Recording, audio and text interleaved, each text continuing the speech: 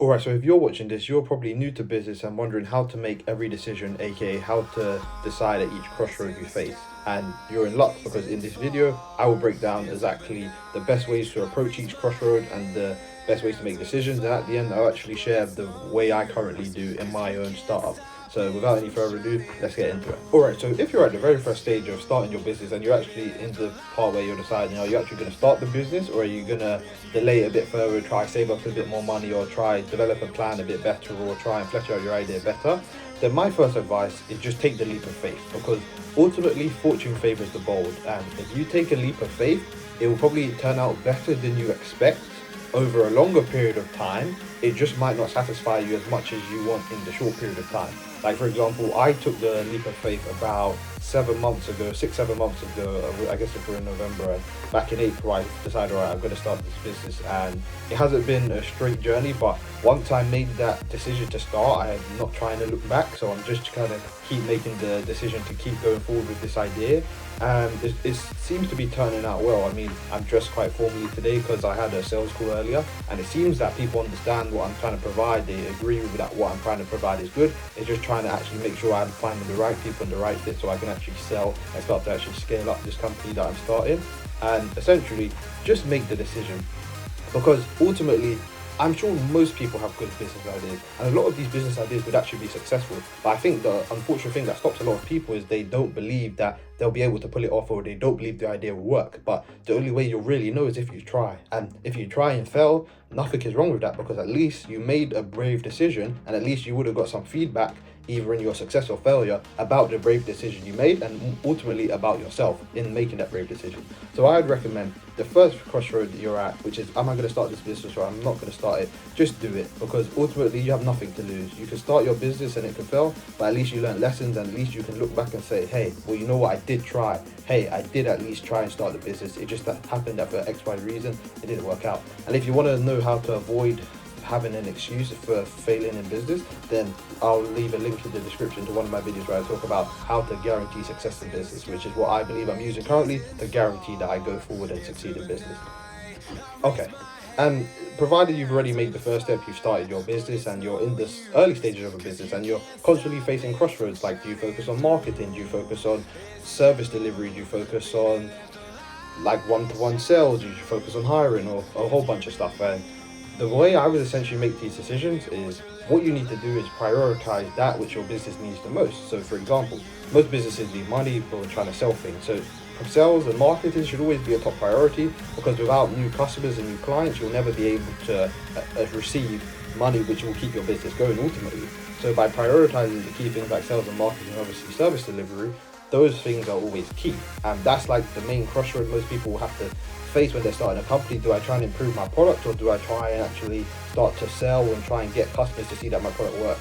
I would actually argue that you should start selling and seeing if your product works, and then what you should then do off the back of that is aim to then build a working version as cheap and as fast as possible. This is called a minimum viable product, or MVP, which is essentially just a small product that you have, which is or a service that you have, which is an example of what you want to provide in the long term, which is enough for somebody to look at it and to know what you're trying to provide and to be able to pay you, and then you can get your first sale. Then you can actually start to get into the business side of things and actually progress. So that's what I would recommend. The first crossroad, do you try to market and sell, or do you try to actually build the product? Well, obviously you know your idea better than I do, but my thinking is always try and get customers and then work out how to deliver on afterwards, because it's better to have customers who want something from you that you can provide than you having something that you think customers want but you not actually knowing if you haven't tried to sell it already or tried to market already and see if there was any interest. So that's what I would say when you're approaching that first crossroad of, then okay, now you've started the business, now what exactly do you do?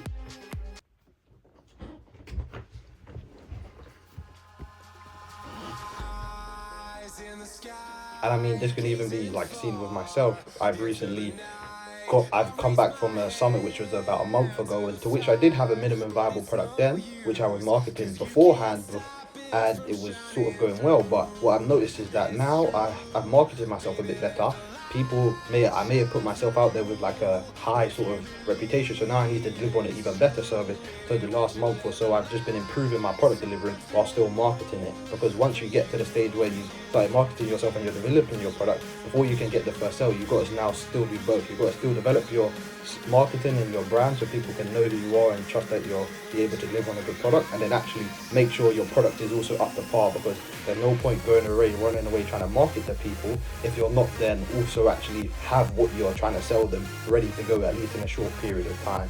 So it's important to not run away with the idea of just market and sell yourself and then work out entirely afterwards how to actually get service delivery or get the product made, but just do it both. But I'd say lead with the marketing and selling, and then end up with the product and service delivery as the sales and interest and leads come in. So yeah. And yeah, I mean, also I know I shared last video that this is a stage where I've technically run out of all money that I have to my name, and that is definitely the case. I'm still relying on free trials to keep my value proposition going and keep my business sort of afloat, and obviously I hope that will change in the very, very near future. But one thing I will add is that I'm currently facing a crossroads where the idea is, do I then pause what I'm doing now, keep it on the back burner, obviously still try and market, sell myself, and slow down product development to try and go out and get a job and earn money to then keep my business afloat? Or do I take the risk and just keep trying to sell and market? Because in the next sort of week to 2 weeks, as we approach a new month, I'll have new expenses coming up for some existing softwares which aren't always on a free trial.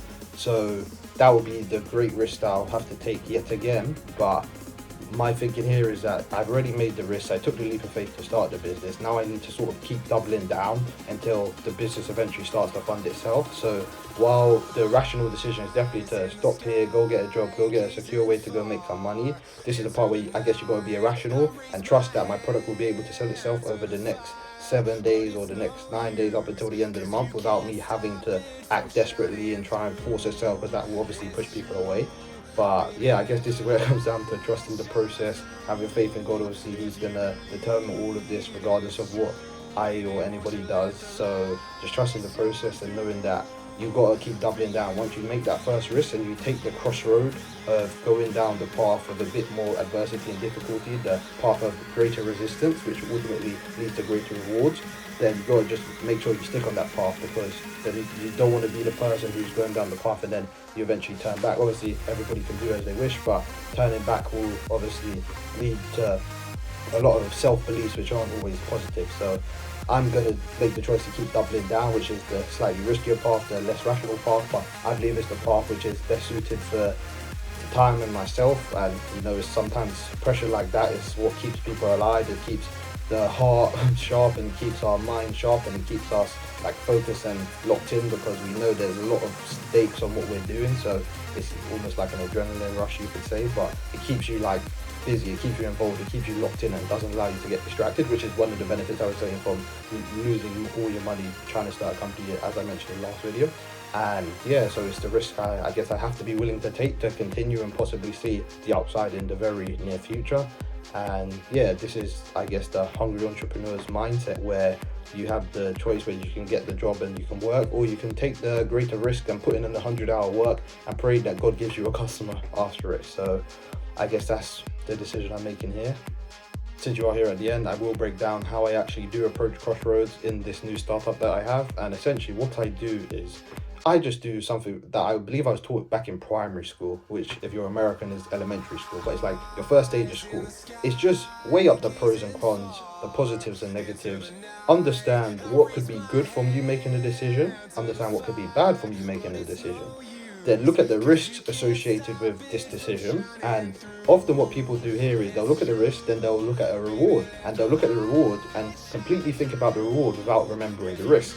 And I'm not saying that you've got to completely disregard the risk or disregard the reward, but what I'm trying to say is make sure you understand both and you're ready to accept, especially the risk, because often the reward is what we want, so obviously we're going to want to accept it, but the risk is what we're trying to avoid. But you have to be generally willing to accept it, and once you are generally comfortable with accepting the risk that you're taking, then you can make the leap, because you know what you're risking. And once you're at that stage, you're then essentially free to go after what you really want. And yeah, that's, I would say, the best way to approach Crossroads. Just accept the risk, understand the risk, get comfortable with the risk being a reality, and then live with it and go after what you want so that the risk doesn't become the reality. And yeah, I mean, I hope this has been of value. As always, I do try to share more information about like what it's like to be a business beginner, and I do have a video which breaks down the 5 mental shifts you need to make to actually succeed in business, as I alluded to earlier in the video. So that will be a link in the description. And without any further ado, hope you have a good one.